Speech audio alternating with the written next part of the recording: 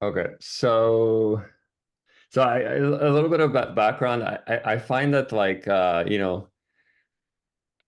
there's a lot of people coming out with different theories and models, and some of them are kind of new agey, some of them there's different things. But I think it's important to kind of like mm, commemorate or credit where we get this information, because.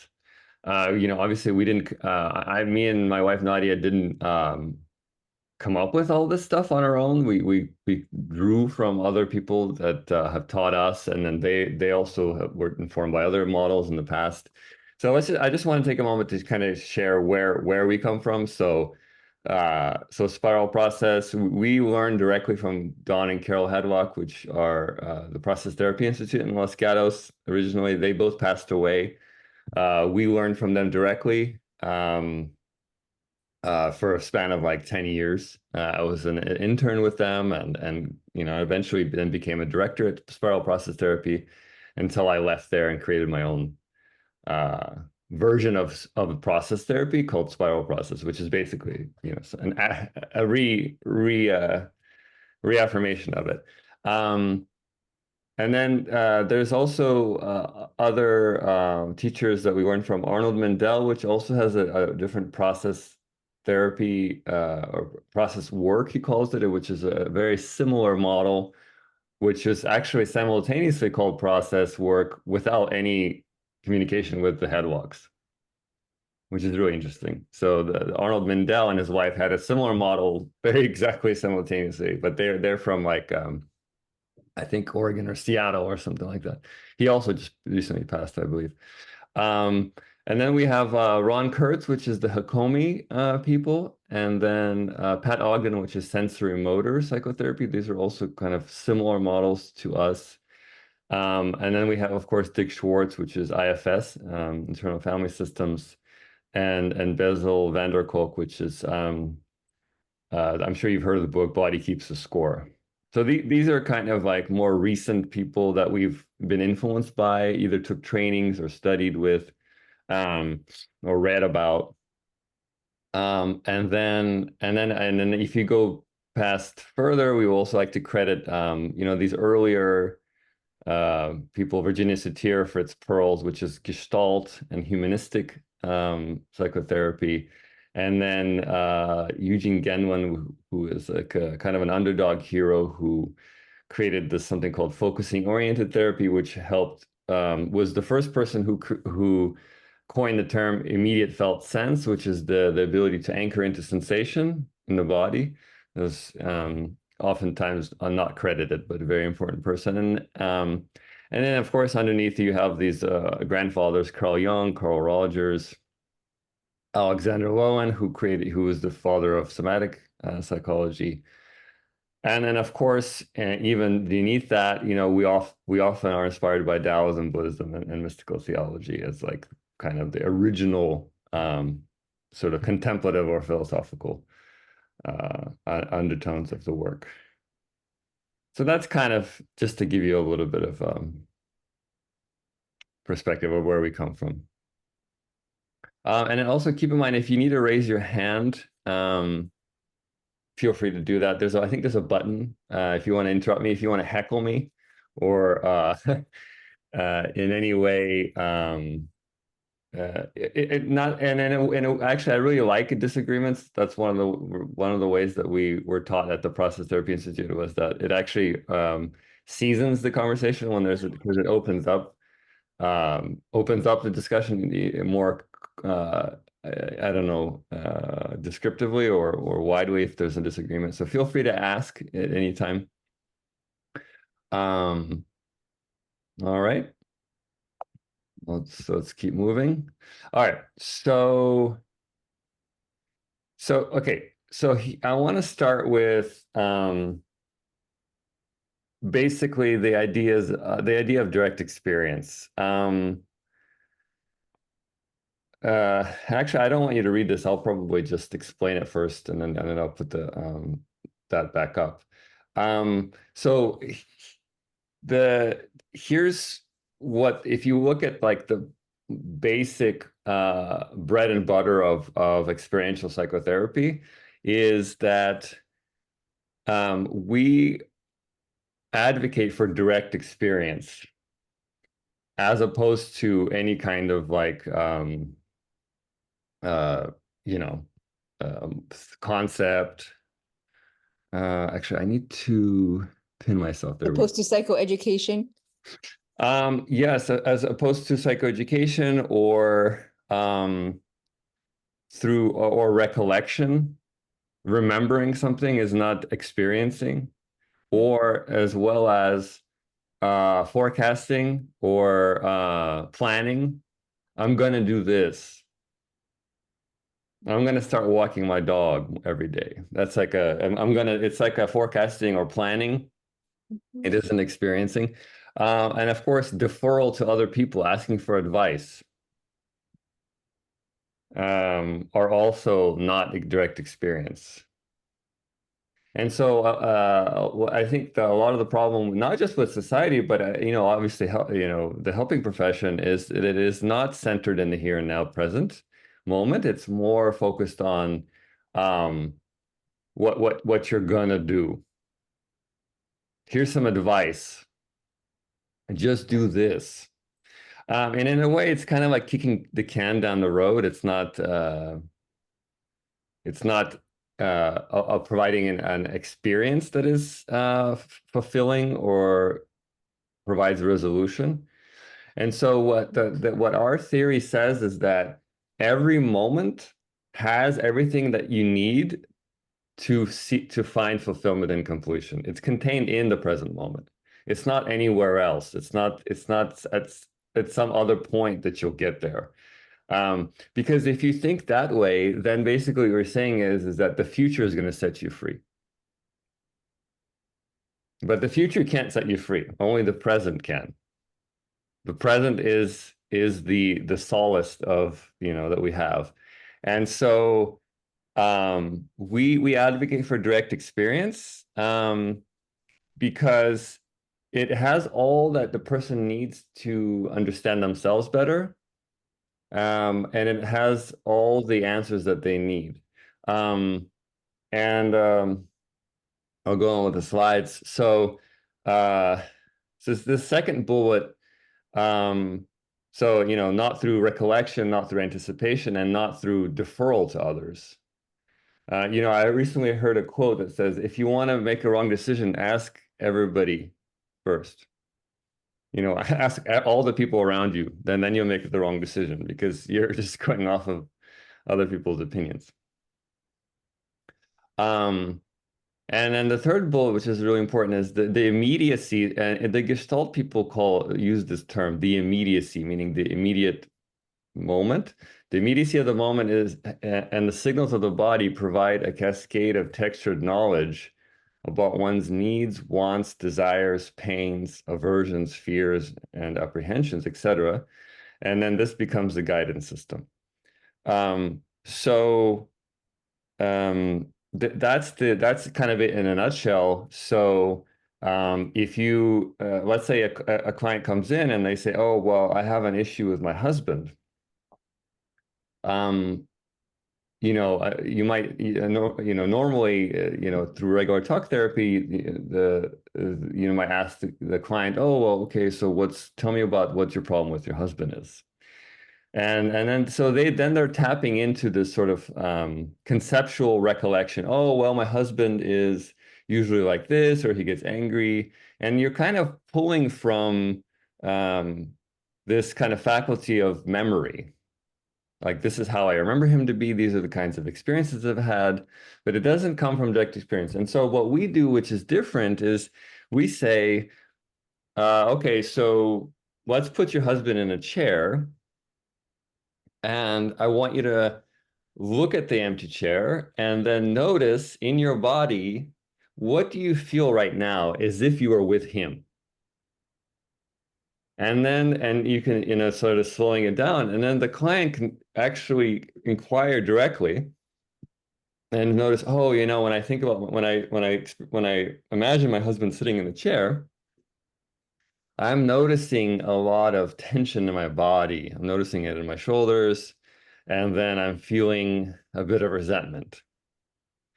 And already there's some knowledge about um, how that person relates to their husband that is not focused on any past or future or kind of any concept, but it's direct.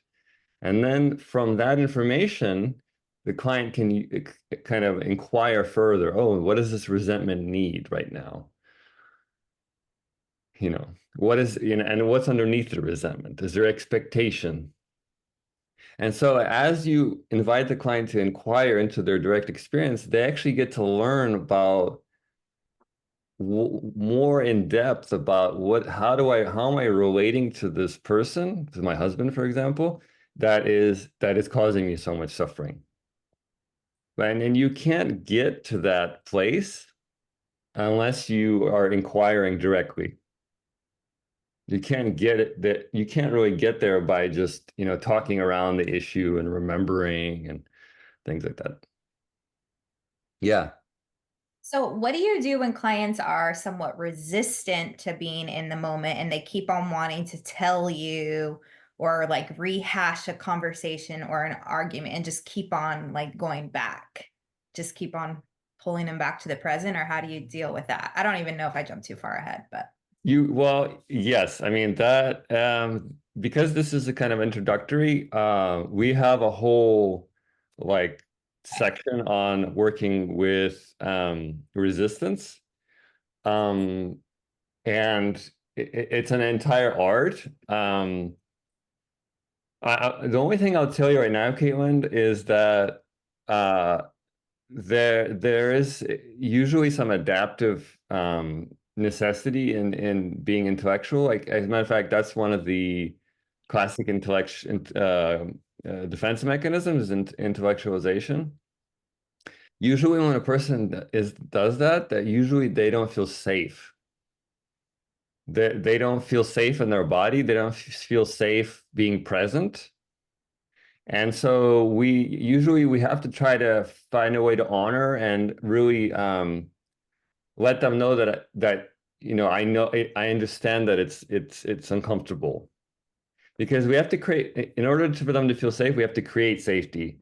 And so you can't really force somebody to the present moment until they're ready, but you can certainly, what we try to do is we try to um, validate how comforting it is to stay in the intellect, because that's creating some kind of safety, because if I can stay in the global realm, it means I don't have to feel the pain. that Does makes that sense. make sense? Yeah, Yeah. it does make sense. Yeah. Thanks. So yeah, we don't want to shame people Right. for not being present, but we want to kind of create safety.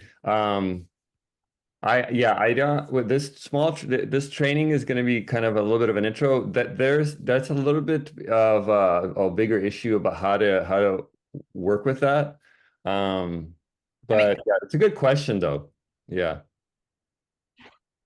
Um, so and then I'll say one more thing about direct experience, which is also very important, is that a lot of people, a lot of mental health issues are because of concepts that are limiting, either self-concepts or concepts about the world or even their disease. Those concepts are limiting within themselves. Um, I'll give you an example. So let's say, even for yourself, let's say you wake up in the morning and you feel fatigued. You feel fatigued, you feel unexcited and uninterested in doing anything. Okay. Now, that what I've described to you is just very objective. Fatigue, lack of excitement, maybe some indifference or something like that, apathy, right? Okay, so that within itself is something. Now, if you decide to give that a label and say, oh, I'm depressed.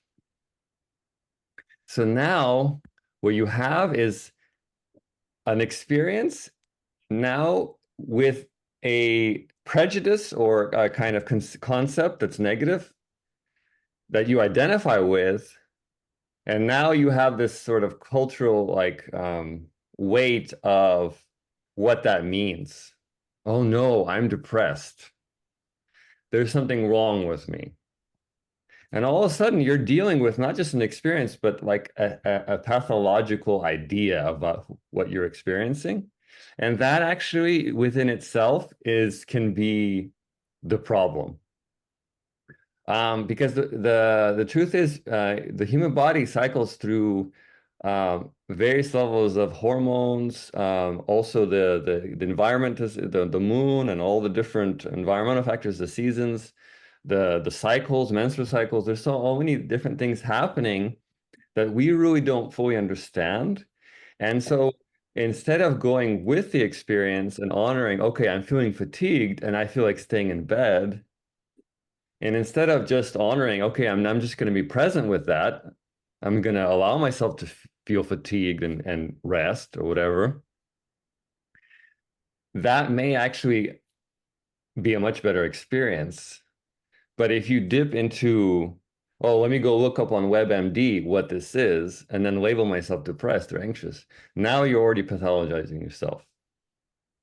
And so, in a way, the one way out of mental health is out of moving out of concept, moving away from conceptualization and tapping into these modern ways of categorizing ourselves and instead moving into direct experience. What am I experiencing right now? Am I breathing a little feverish? Am I feeling a little bit shaky? Am I worried? Am I scared? Okay. Those are okay. But the concepts that we can give ourselves and can be actually sickly. So in a way, direct experience helps us move beyond mental illness by removing limiting self-concepts from our experience, because it can be actually be a breath of fresh air to know that maybe there's nothing wrong with me per se, you know. Does that make sense so far?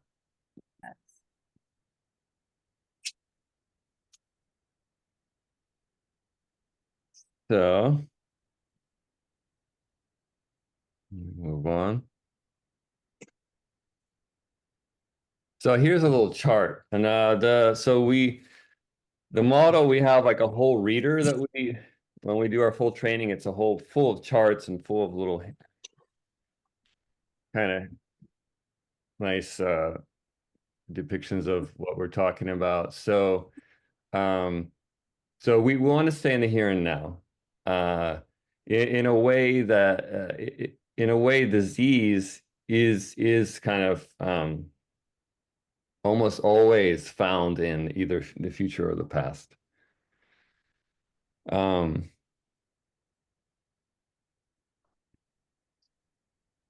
so yeah, does that make sense? You can take a look at this for a moment.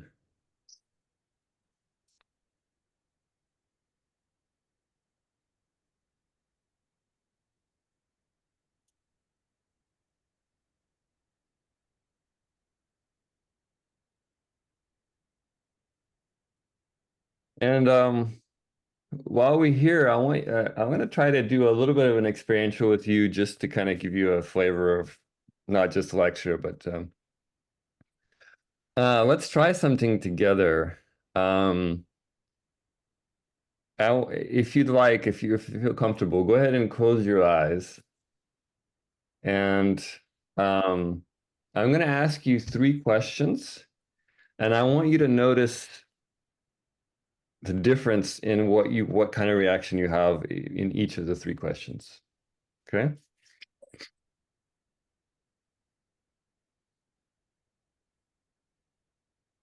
Okay, so the first question is, what are you thinking right now?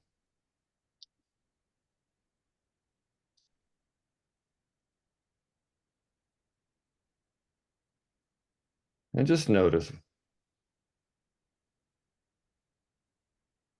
what am I thinking right now? It's the first one. And there's no wrong answer, whatever it is that you're thinking. Okay. All right. And then we're going to move to the second question is, what am I feeling right now? What am I feeling right now?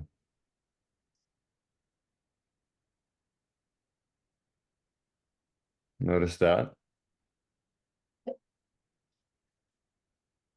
Okay. And then the third question is, notice that. What am I experiencing right now? What am I experiencing right now?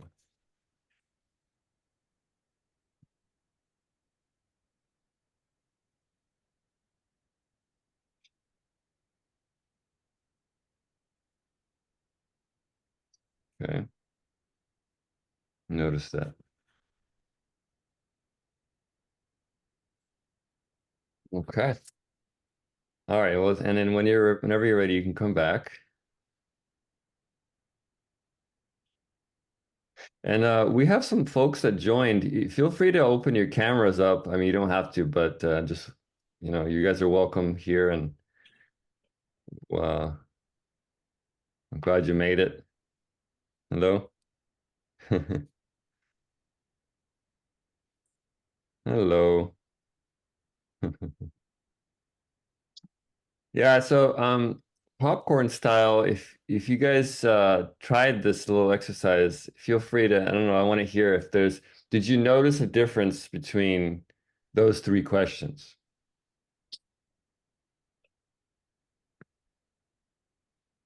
Yeah, I noticed a difference. Yeah, what was the difference for you?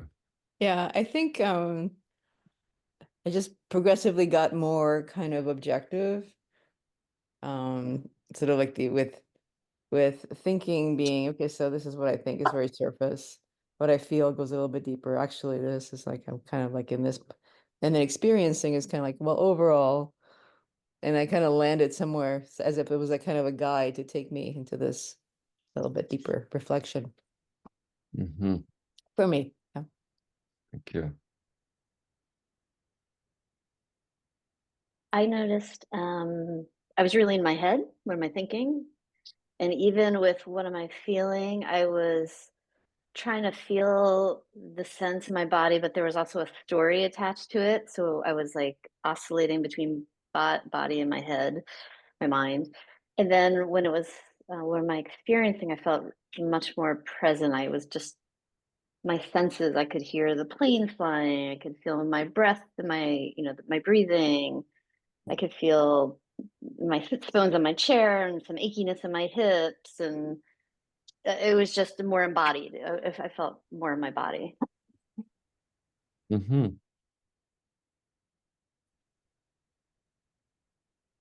Thanks. Anybody else? I'll share. I kind of notice my anxiety get progressively stronger as you ask each question. So, I mean, that's something I noticed and I experienced. But yeah, I mean, I paid more attention to my different senses as the questions progressed.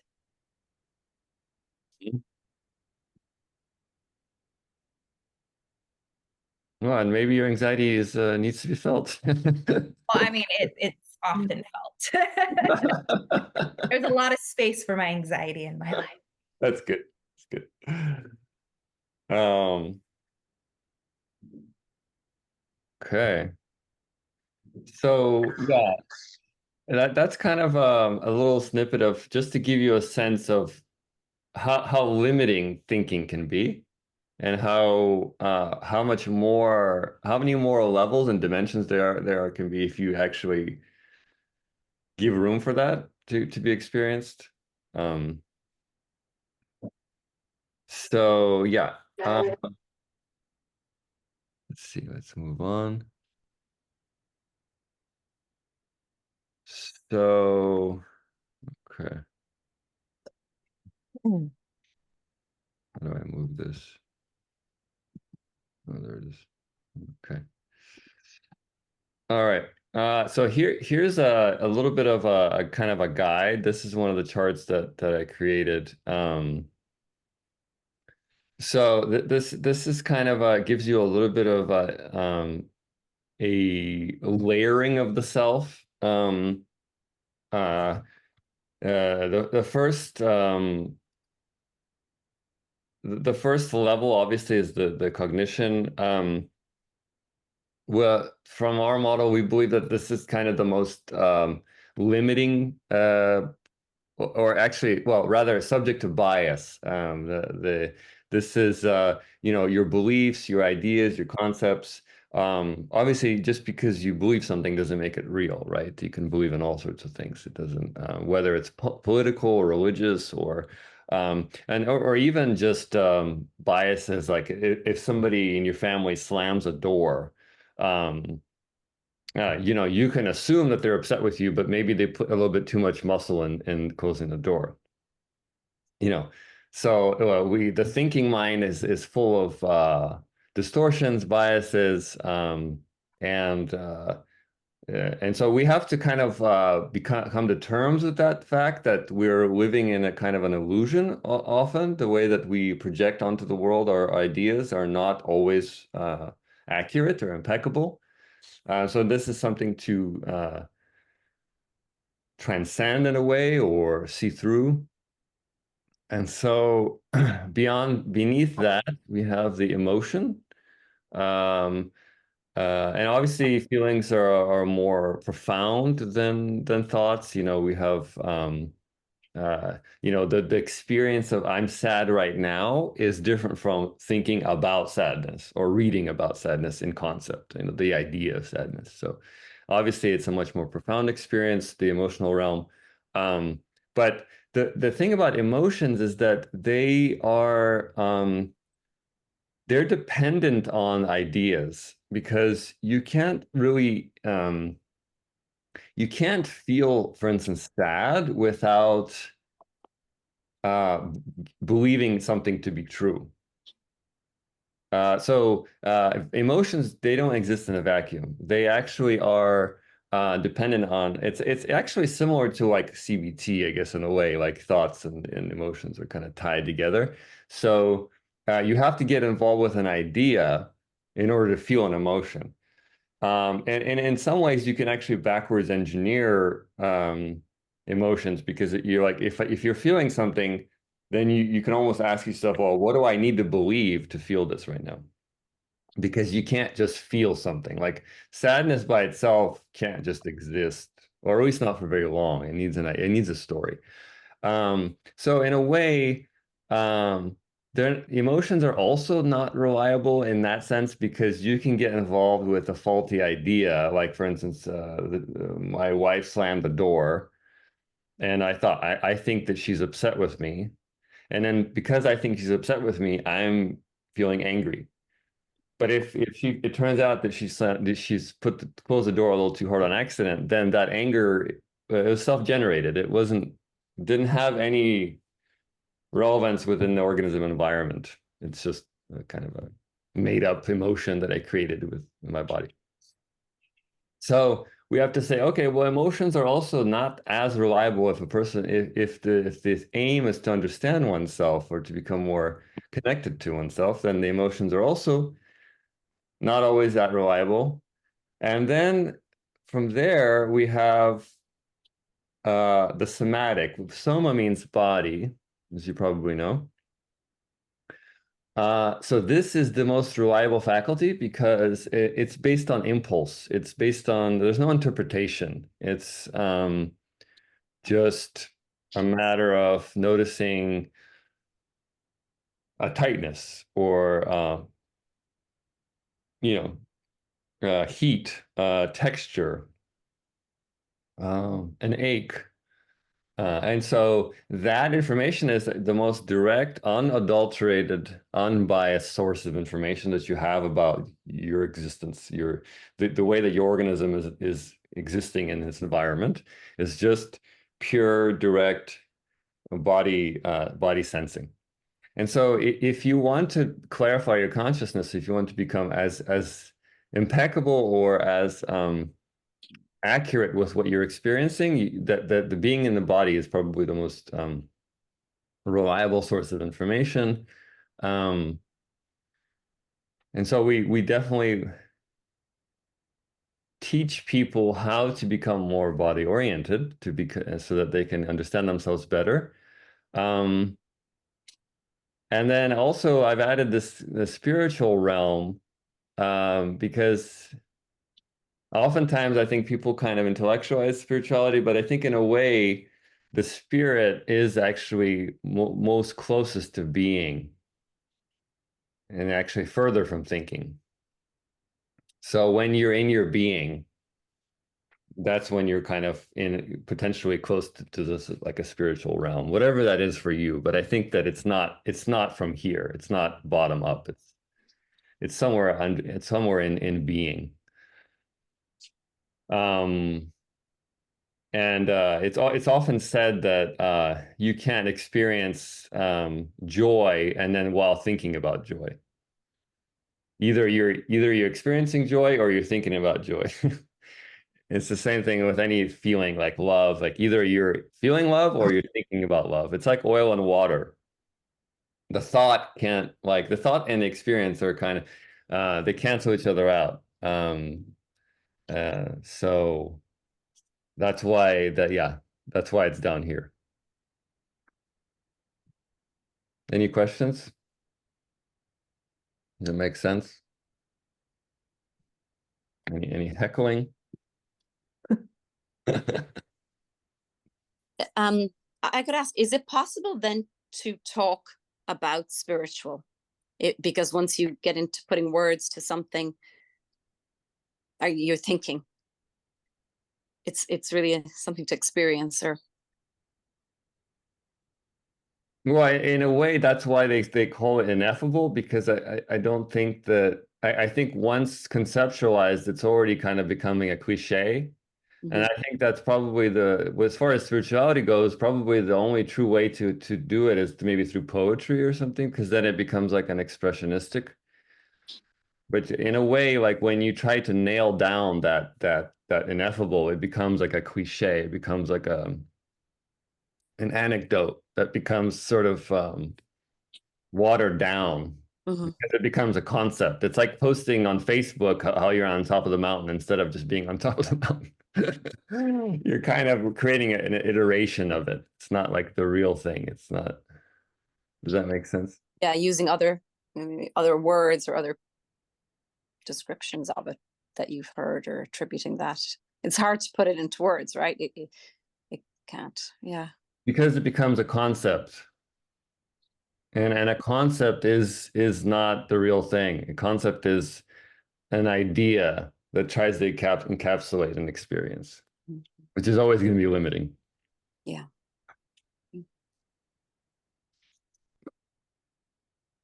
Okay. So that's that. And then moving a little bit into mental health stuff or how people suffer. This is a little bit of like this is probably not super news, but this is how we see kind of reasons why people suffer is that you have basically a child, like an adverse childhood experience. It could also be not childhood. It could be an adverse experience regardless of the time, but usually people experience, hardships in their formative years. And then what happens is that there's an unmet need, and then that unmet need is then coped with, and then that coping becomes a habit, and that habit becomes a dysfunctional or addictive behavior. And so that's kind of what happens. It's that's how we see mental health as more of an adaptation to adversity, as opposed to something wrong with people, or that there's something some perturbed brain chemistry or something. We don't really believe that. I think it's very rare that there is some kind of organic psychopathy. I think that's a very super rare thing.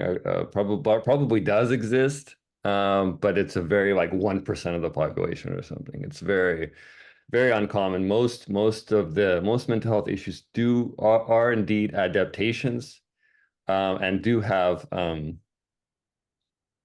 some hidden positive intent in them. And so this is I want to talk about that. So we believe in what we call the hidden positive intent. We don't really believe in pathology. We believe that it's actually oftentimes a misunderstanding that society provides like kind of a distorted view. The idea is that everything in the organism and everything in the person's personality and everything that it does is for the benefit of the organism. And it's just that we don't have the understanding or the creativity to see how that is. What is it trying to do to help? But that's the idea. Its main function is to support itself. And what part of the therapy is to discover how. How is your anxiety trying to help you right now? How is your depression trying to help you right now? And in a way, there's a kind of celebration to it. In a way, sort of to celebrate the symptom and see what kind of utility does it have? What kind of hidden positive intent does it have? Which is a little bit different from, it's a little bit radical and different from typical symptom reduction model where we're going to get rid of your anxiety. We're going to remove these symptoms. And instead, we want to celebrate them. And then, yeah, this is kind of, let me know if there's any thoughts that come up with this. So we don't want to see people as broken. We don't want to see that there's anything wrong with them, as much as we're tempted to. Instead we want to be curious about what's the utility in this right now, like in what they're doing. And a lot of times clients often will respond by like expressing that they feel a lot of relief knowing this. Because a lot of times, they come in and they're like, oh, well, I'm so tired of my anxiety or something like that.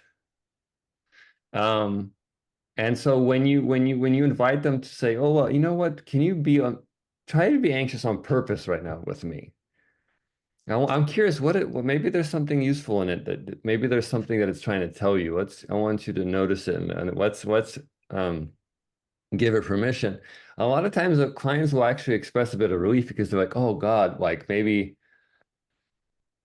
I don't have to fight it right now. Maybe I don't have to be in an adversarial relationship with myself right now.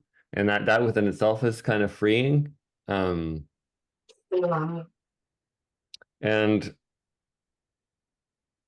also we want to look at what is the adaptive necessity. And adaptive necessity means that there's something necessary in what they're doing. And this is something necessary for them. That's why, otherwise they wouldn't be doing it. Whatever the symptom is, there's something absolutely necessary in it.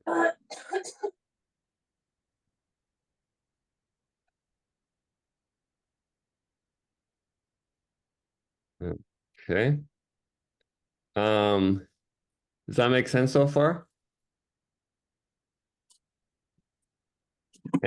And I'm sure if you've ever heard about the process model, one of the things that we, invite people to like tattoo on their forehead is the concept of allowance. So the idea is we want to be in a state of allowance. We want to allow the person to have their experience. Okay. And so here's some examples of ways that you can actually respond to clients or actual interventions that you can already start using. So For instance, for the first example, let's say the symptom is people pleasing. The client comes in and says, "Oh, I struggle with people pleasing." So one way to respond to that would be like, "Wow, it sounds like the people pleasing has really helped you survive." Think about it though. That's exactly. There's somebody maybe if you can mute yourself, there's some noises in the background. Thank you. So the idea is, think about it. If somebody's people pleasing, obviously they're not just doing it because it's like they're demented or something like that. People pleasing usually is like, oh, I don't feel safe. I need to fawn. I'm gonna people please you so that you don't abandon me. I'm gonna people please you so that you don't beat me. I'm gonna people please you so whatever. It's a safety seeking mechanism, right? So we want to honor that the fact that there's some kind of necessity in that to help the person understand what it is. We don't want to make them feel bad. So that's the first inquiry is like, wow, I'm wondering if this is what's useful about people pleasing. And furthermore, on an experiential realm, we can even say, wow, can you try people pleasing me right now? Just so we can study the experience. Notice what it's like to people please me. Let's create an experience where you can learn about your people pleasing as an adaptive feature of your life. How is it helping you? Does that make sense? So now the person has got all this freedom to learn about themselves, not from a place of there's something wrong with me, but actually from the place that there's something right with me. What I'm doing is I'm helping myself. I don't understand how, but I'm doing it and it's not bad. And there's nobody bad here for that matter. Okay. The second bullet, I'm wondering if your withdrawal is serving some kind of helpful function. Withdrawal is another term for like depression or avoidance or, it doesn't matter the process. This could be anything, but same idea, right? And again, you can invite that with you as the therapist or the healer. You can say, try withdrawing right now for me. And notice what is that like? What is that doing? Is it helping somehow? And it's paradoxical, but it's actually quite simple. If you remember being a kid and like remember how you would do your math and then you would have your parent yell at you and then you would just freeze up and you wouldn't comprehend anything.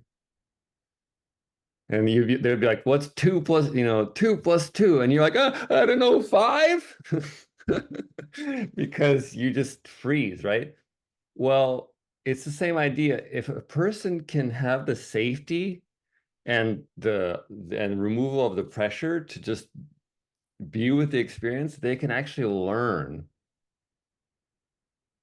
But if there's judgment and kind of some pathological kind of atmosphere, they cannot learn. So that's kind of what we're trying to do. We're trying to create a safe learning environment for the purpose of helping the client understand themselves and maybe figure out what they want to do with it once they kind of meet it. Maybe they may learn that they don't need the people pleasing anymore, but they can't learn that they don't need the people pleasing anymore until they have the safety and freedom to really be with it and experience it first, because it's kind of a reflex. Again, even alcohol. What is the wisdom in your self-soothing with alcohol? Now, we're not condoning of drinking. but we don't want to shame people either, right? So we want to be curious. So what is this? What is the pain underneath it? What are you soothing? This next one, let's get to know this anxious feeling and discover what it needs. Again, allowing it, inviting it, more of it, instead of trying to get rid of it. And this last part. Yeah? I have a question about the self-soothing with the alcohol. I mean, I think that in my experience, let me just try to formulate this a little bit. Like people are pretty clear on, why they're drinking. There'll be some event or some some unfairness or something, some, pain. So there I mean, I think, can you just say more on that perhaps? Like what, so, people become aware or have a felt sense in the moment. Okay, now I've disclosed this, perhaps. Maybe that's the novel part of this. I don't know, just Yeah, it's a lot more cellular than some idea. Like, it's kind of like the idea of like, you ever heard of you can't step in the same river twice type of thing. yeah, yeah. Like, each moment, each subtle millisecond of anxiety or unease, it's textured, it's unique. And so if you, to help the person get in touch with what is this uneasy feeling that I'm trying to evade, Yeah. that has a lot more information than, obviously in concept, sure, there's like a bigger theme. Oh, my wife left me, so I'm drinking to evade that. But on a cellular level, there's just so much information about what it is There's that's this unbearable angst of some kind of abandonment or, fears or something comes up. So then they're sitting there with it and we try to help them manage that. Yeah.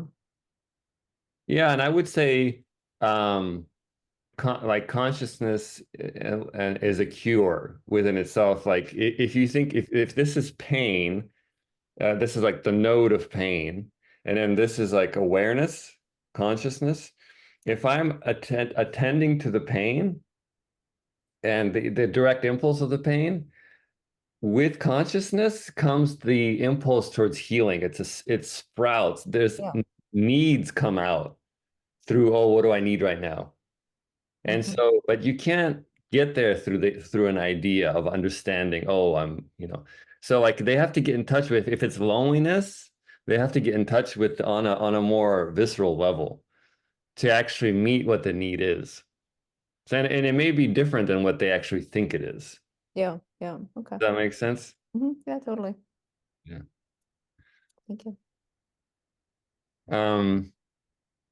Luna asked, what about schizophrenia or BPD? Well, like I said, there's certainly there is such thing as psychopathy, but I think most cases it is an adaptation to trauma. Most mental health issues are an adaptation. Um, and also it's kind of it's really hard to tease out these environmental factors. Um, like there's a case where there was a woman that she was married and then they had a third partner, another woman, and then that third woman became very close with the husband, and then the woman was so upset and angry that she killed both of them. Now, of course, she pled insanity and she's considered schizophrenic. But also, if you look at it from a human level, she was angry. It was anger that drove it, not just, marbles like a crazy person. There's human emotion behind these things, and it needs to be understood too. Yeah. So I hope that helps. Um, okie dokie. Let's see where we are.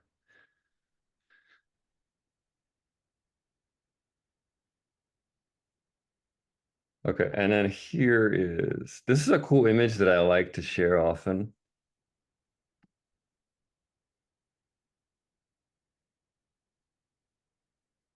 So in the first frame, this little guy is like walking away and he's kind of being chased or followed by a shadow, and then he starts running and it gets bigger, and then all of a sudden it just like devours him. Then that's kind of the resistant state.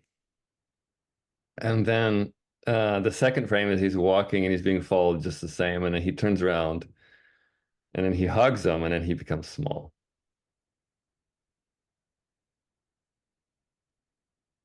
So that's kind of like an allowance in a nutshell. Great image. Mm-hmm. Right. Um,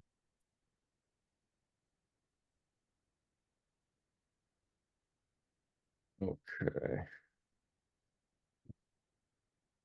So, well, I want to try something with you guys, another experiential, so that you can kind of feel what we're talking about. So what I want you to do is look around and see if you can find an object that's close by. It could be like something you can hold, like a rock, or just don't use your phone because it's kind of, you hold your phone enough, so don't hold your phone. Okay. Um, and what I want you to do is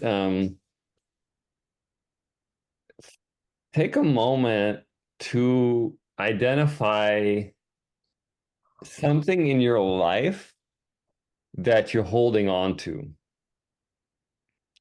Um, Something in your life that you want to let go of, but you haven't been able to. You can take a moment if you need to like be with it for a moment, but I want you to use this object as a symbol of something in your life that you want to let go of.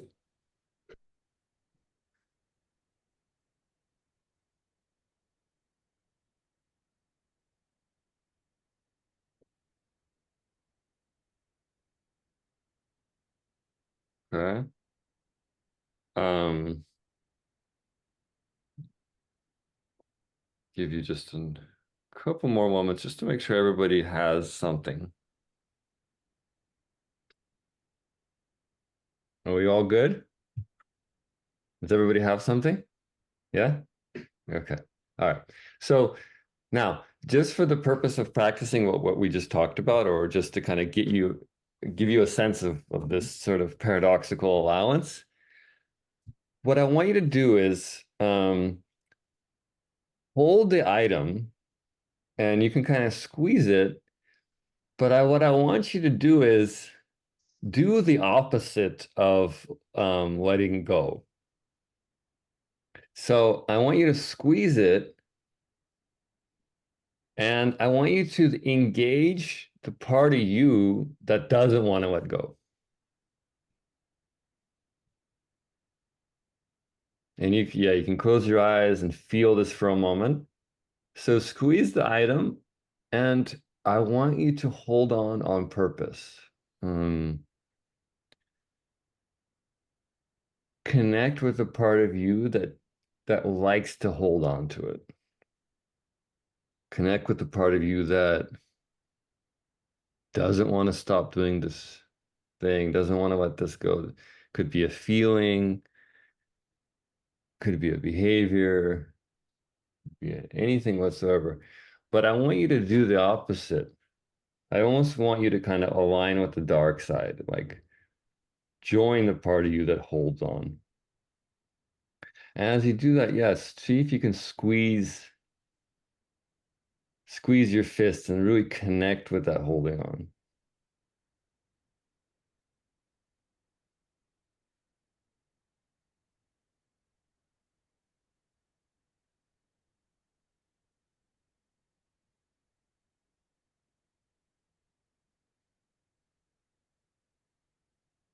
Okay.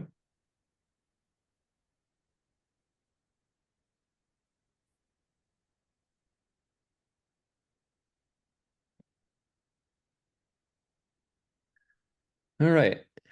And yeah, and just notice what that's like.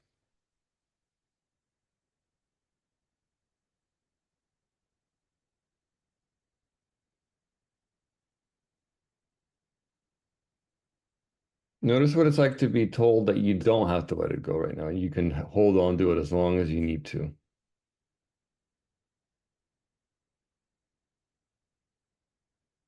And that you can get to know this holding on if you wanted to.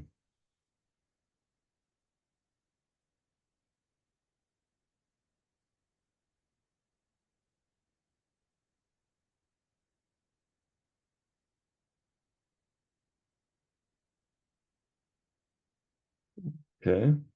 Yeah, and if we have a volunteer or anybody or just a popcorn, if there is anybody that wants to share, what is this like?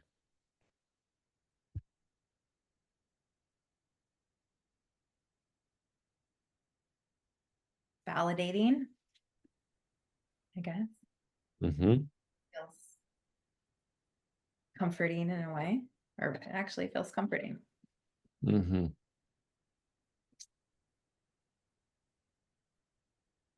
Interesting. Mm-hmm. I'll go. I found it kind of hard to grasp it or to get my sort of to tether onto it even. And then when I kind of, was like, okay, so there's that thing that I do, then I got some clarity around it. Even kind of why that even makes sense in the context of my life. It just seemed to collapse kind of very quickly. And that of course is a relief. Now I have that. Okay. Um, Mm-hmm. Nice. Yeah, and I like that you use the word makes sense because I feel like that word has been usurped to most people when they say that makes sense, it more has to do with like logic or something. But the true sense of the word is makes sense, meaning in the senses. understood by the whole being kind of. Yeah. Yeah. It's like, oh yeah, that's yeah.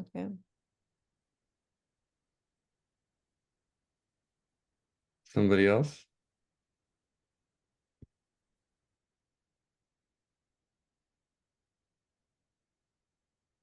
My word was also comfort. It just felt really like a part of me came online that was like reassuring, like, yeah, you don't have to let go. You're doing the right thing, right? Like a judgment there too. Mm-hmm.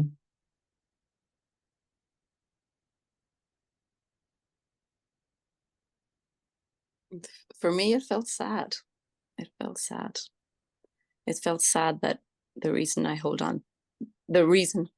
am holding on is to allow me to feel a certain way, which is not a good way. But I'm allowing myself to punish myself, really. And I felt sad.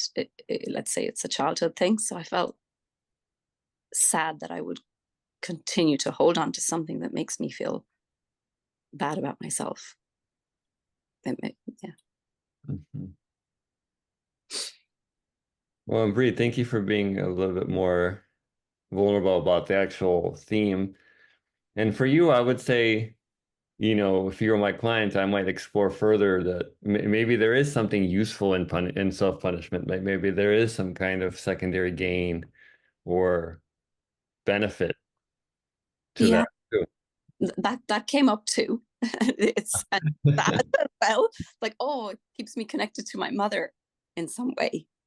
Uh, Yeah, and it's just like, wow, do I need that to keep myself? I have she's my mother, so I have lots of other ways to be connected to her. But having that's what came up. But yeah, it was like, wow, yeah, that well, that's what I thought, and it was just like, oh, why am I holding on to that? Yeah, is it to stay connected to my mother in some way? It's an emotional, like an attachment, but not one that particularly feels nice. But it is one way. Yeah. Mhm. Thank you.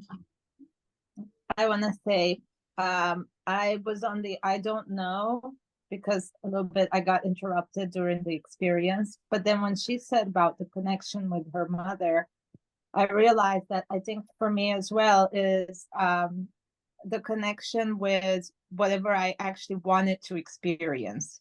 Like I had certain experience and I could have been a person, you know, let's say it was maybe ex-partner, could have been a work situation, you know. So then once I let go of that hurt about it, it's like I'm moved on, but I don't know also where I've moved on to. It's like a void to be moved on from something that is like part of me feels a lot better, that even though it didn't come out right, but in my fantasy it could have. And letting go of that is, I think, you know, the difference between letting go and hanging on is somewhere there for me, maybe. Mhm. Thank you. Oksana, do you want to share something? How was it for you? For me, it was emotional, and I feel that I'm stuck on this feeling. And I'm not, well, I cannot see the root of the problem, why I'm so stuck in this. But it overwhelms me and it makes me feel not good to be with this, inside this, to be connected. Mhm. Thank you for asking.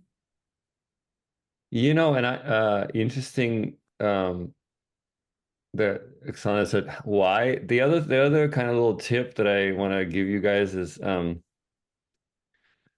generally why is a dead end question, because there is no true answer to why. In a way, there's only one answer to why, and it's God. Like, why is the grass green? God. Or, any question is God is the why to everything kind of thing. I think a much more inquisitive question is how. How actually looks at the mechanics or the process of the experience. Because why actually has a version in it. It's like, why did I lose my job? It doesn't have any real inquisitiveness in it. How did I lose my job? Already asks, oh, okay, well, how did I lose my job? Okay, I yelled at my boss, then he reprimanded me, and then I did this. So how is a naturally process-oriented, looking at the process or the mechanics of the experience, whereas why is usually, when somebody says why, it usually says, it means I just don't like it, really. That's all that why says, because it's more like why kind of thing. So I would naturally invite you to think in terms of how is this useful? How is this feeling benefiting me?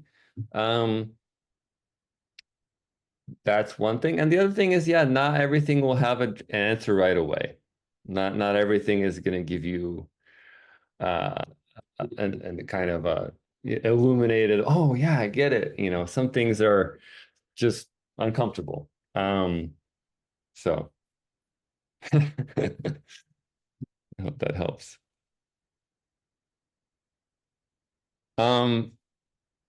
But the main idea here is you in order to let something go, you have to become involved with how are you participating in the holding on first.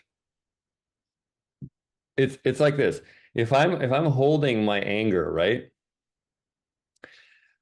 In order for me to let go of my anger, for example, I have to be aware of what is the musculature, what is the process of how am I holding this? Which fingers are involved? Because in order to disengage these fingers in the letting go, I have to know which fingers I'm using. I have to be in touch with the experience. Otherwise, what am I letting go of? And which arm am I even using, right? And my fingers are maybe representations of processes within me that are like, attitudes or beliefs or needs. And so I have to let myself become more in touch with my anger and what am I needing from the anger? Like, oh, my anger helps me to feel empowered and it helps me not feel so sad about myself because I can be angry at the person who wronged me. That's really helping me. That's getting me through. So in order to let go, I have to become more involved with how am I participating in the holding on first. Once I can understand how I'm participating in the holding on, then I have more information about what I need to disengage or let go, or not hold on to in order to let it go. So in a lot of ways, the whole like pop culture, like, oh, just let go. There's books about letting go and all that. In a way, it's not a bad idea because in essence, it is what we need to do, but it's often premature because it assumes that you already know how, but you don't know how. So then you're just fighting with the judgment of I should be able to let go, but I can't.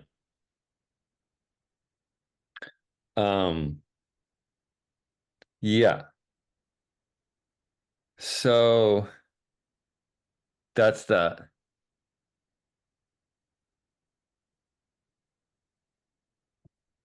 Okay. Does that make sense?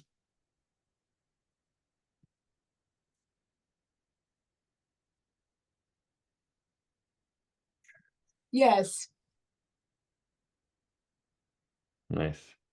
I just put mine back on the shelf to deal with later in the session. Not now. Yes, thank you. Yeah. And also the other thing is that I would say is that I think a couple of people, like I think Caitlin and Oksana just said that, something like, oh, this feeling is feeling it and it's uncomfortable. And I think Caitlin said something like, oh, I feel more anxious. And sometimes, people need to feel the limitation of that discomfort until the point where they feel like, that's it. I'm tired of it. And sometimes the avoidance of it actually kind of keeps it going because it's like, well, I can kind of keep going like this. It's not that bad.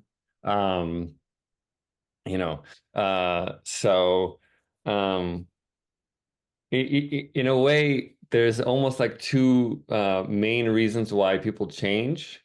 And one reason is the theory, the understanding of, okay, here's what I need to do. And then the other is the impulse, which is the impetus to do it.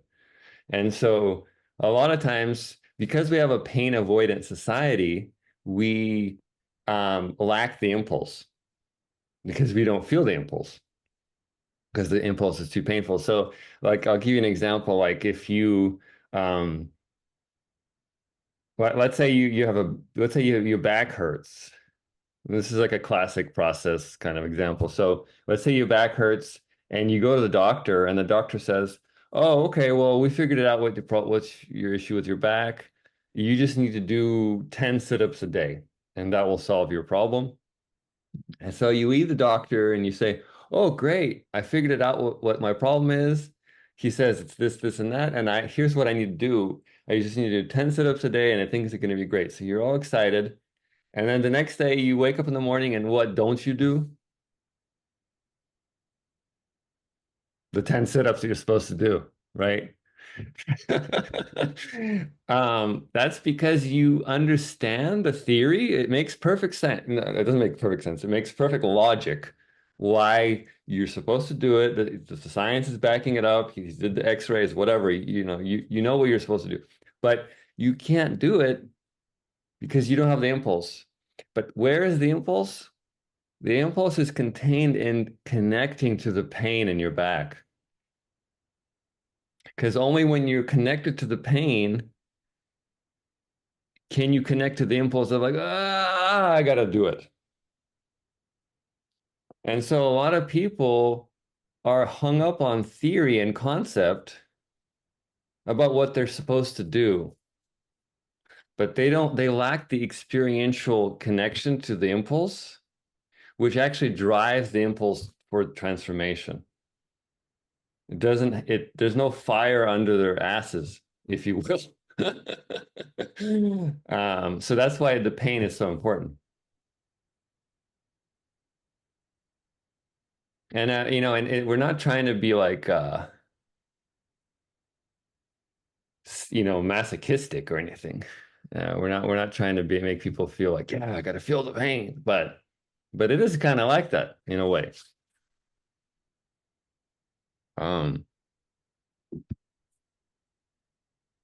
Makes sense?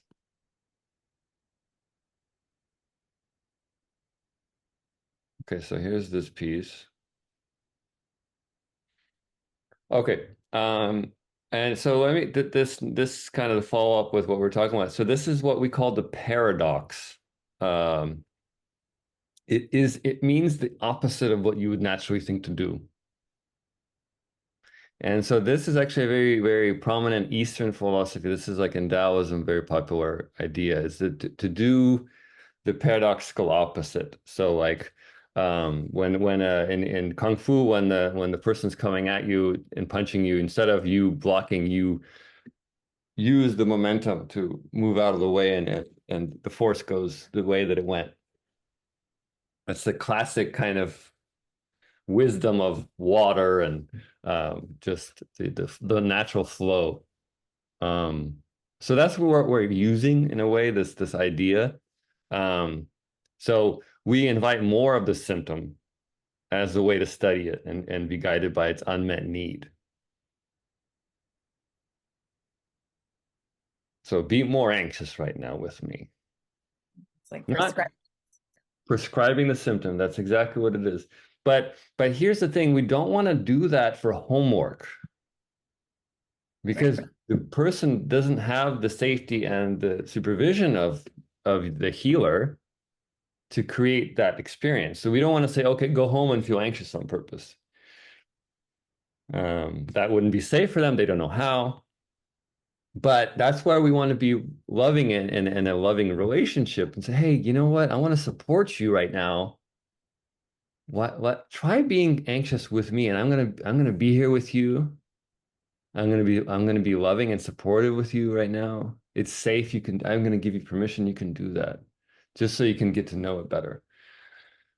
We want to validate the coping strategy, acknowledge that it's been doing its job to protect them, and even invite more of the symptom.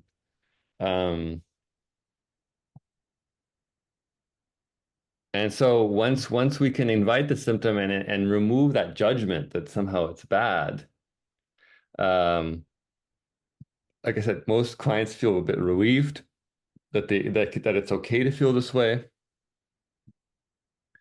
And here's another perspective. It's like the symptom is not just a temporary obstacle, but it's a very intimate protector and an identity piece.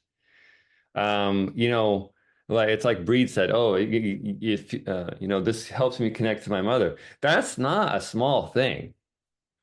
That, and a lot of people are very connected to their depression or whatever you want to call it, anxiety or their people pleasing. It's like a whole personality. It's not just something that you can just, brush off as some kind of, something that we want to get rid of it. This is people are deeply attached to these. It's like an identity, So that's another reason why we want to